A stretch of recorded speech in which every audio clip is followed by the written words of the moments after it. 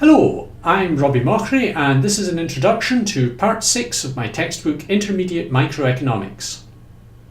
When I sat down to write the book, there were some topics which I knew would be very interesting to write about, and many of these are to be found in Part 6. You will find that there's less development of a coherent theoretical framework than in the earlier parts of the book. Instead, there is a stronger emphasis on the application of ideas.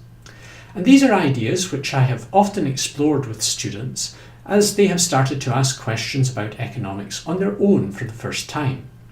So I hope that you will also find this part interesting and challenging, and that it will encourage you to think more deeply about the possible scope of economic analysis. I don't think that it's possible to study how microeconomics has developed in the last 50 years without coming across the work of Gary Becker and Daniel Kahneman, both of them Nobel Prize winners. Yet it would be hard for our understanding of economics to have seen much more different motivations for studying the subject. For Becker, economics was always about understanding rational behaviour. This led him to explore many phenomena which you might not immediately think of being part of economics: racial discrimination, crime, drug addiction, and both marriage and divorce. He believed that the assumptions which we have made about the pursuit of self-interested behaviour had universal validity, and not just in humans but in other animals as well. His manifesto, which is an introductory essay to his collection, The Economics of Human Behaviour, includes the statements which I've included on the slide. In contrast, Kahneman is one of 3 winners of the Nobel Prize for Economics who has never held a chair in the discipline. He is a psychologist, and working for many years with Amos Tversky, he explored problems of biases in decision making. This led to the understanding that we tend to follow rules when making choices, and that led them to explore the behaviour under conditions of risk. In 2012, he published a book which has been on bestsellers lists for much of the time since. It's called Thinking Fast and Slow. Where Becker was interested in the outcomes of choice, as you'll see on the slide, Kahneman is much interested in the processes by which we make our choices. The obvious place to explore differences between the strictly rational approach to economics and the behavioural approach are in the way in which we make decisions when facing risk, or else where there would be a concentrated stream of costs and benefits over time. In the textbook, I'm actually much more interested in looking at problems of risk. Now, the way that we can start with this is by thinking about the utility of wealth, and it seems reasonable that wealth should always generate utility. After all, in Part 2, we assumed that consumers will always exhibit non-satiation when they're using money to buy goods. More was always better, and more wealth would also generally mean people would get more utility. It even seems reasonable that we should have a utility of wealth curve with this shape. It's always upward sloping, indicating that the marginal utility of wealth is positive, and it's always getting flatter, indicating that the marginal utility of wealth is decreasing. That seems reasonable if we imagine that people meet their immediate needs first and that those generate the greatest gains in utility. If we're thinking of someone facing conditions of risk, we often say that they're taking part in a lottery. I'm not thinking here of something like the National Lottery, where you need to buy a ticket to take part. All we need are more than 2 outcomes to a particular event, with the one which actually occurs taking place randomly. For example, during a hot, dry summer, ice cream sellers are going to sell more than if there's a cold, damp summer. They have no control over the weather, so they're facing what we call a natural lottery. In this case, I've thought about the simplest possible lottery. It's got 2 outcomes. One which leads to wealth W0, this occurs with probability pi, and the other which leads to wealth W1, this occurs with probability 1 minus pi. Before taking part in the lottery, we can also calculate the person's expected wealth as well as her expected utility. I'm going to assume that you've done enough statistics to know that the expected value of a variable is its probability weighted sum of outcomes. So, for example, the expected wealth of participation in the lottery is equal to the probability of every outcome times the level of wealth associated with the outcomes.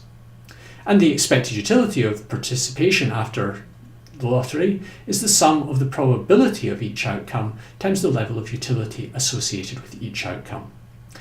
In the diagram then, the line YZ shows how expected wealth and expected utility change as the probability of having wealth W0 falls.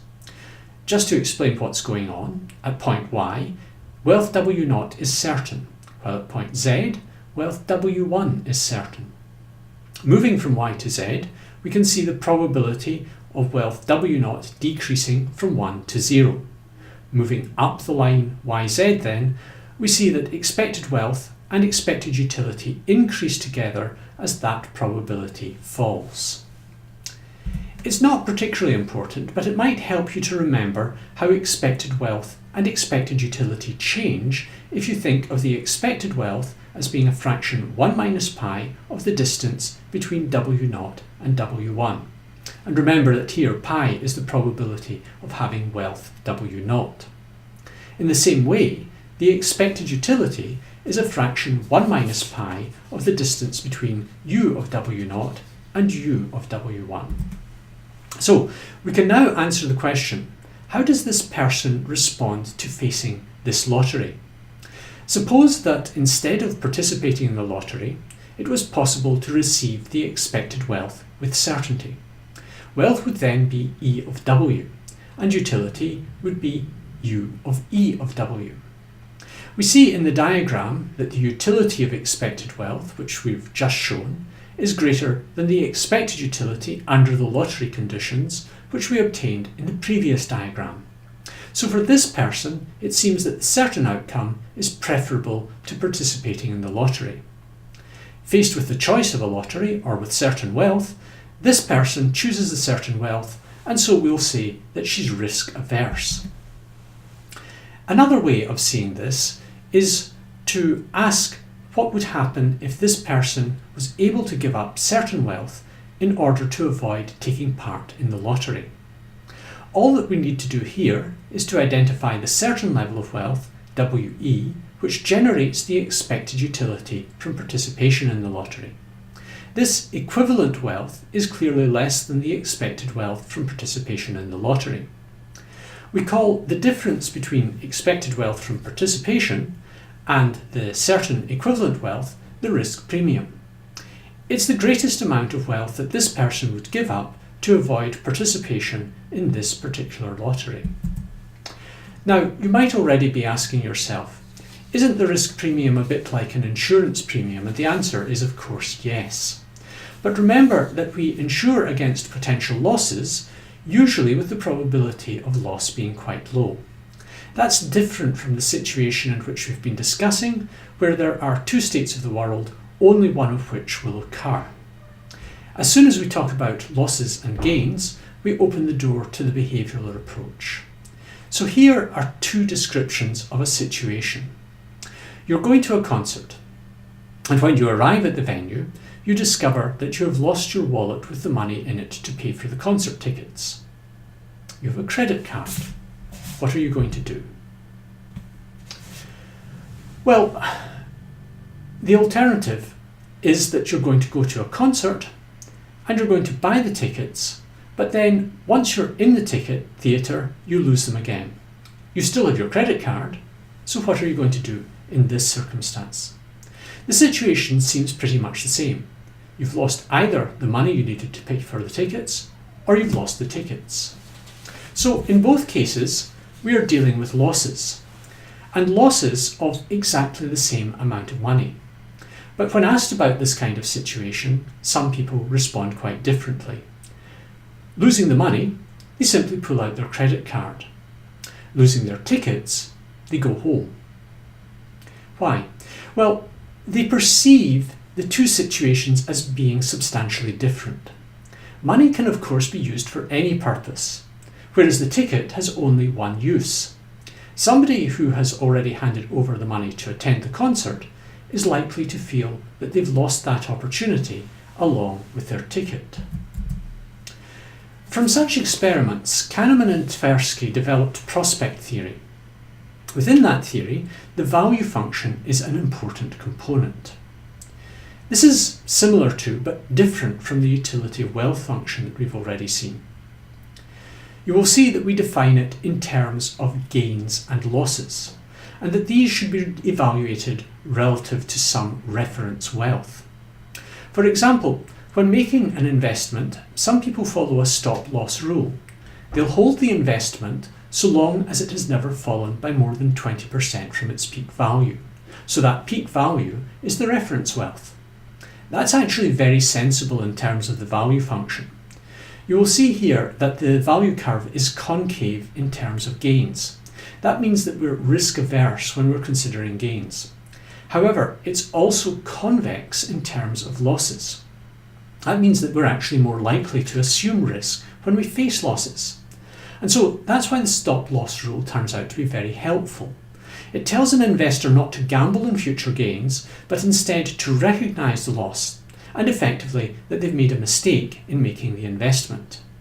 The last thing that you'll see about this particular curve is that it slopes more steeply in losses than in terms of gains. I've actually scaled the value function so that it's twice as steep in losses as in gains, and that's broadly consistent with Kahneman and Tversky's own formulation. Now, what we get with prospect theory is a much richer description of what might motivate people's behaviour than what we get from expected utility theory. That, though, does not mean that it's superior to expected utility theory. Its very richness impedes straightforward generalisation of the sort that we got when deriving the risk premium.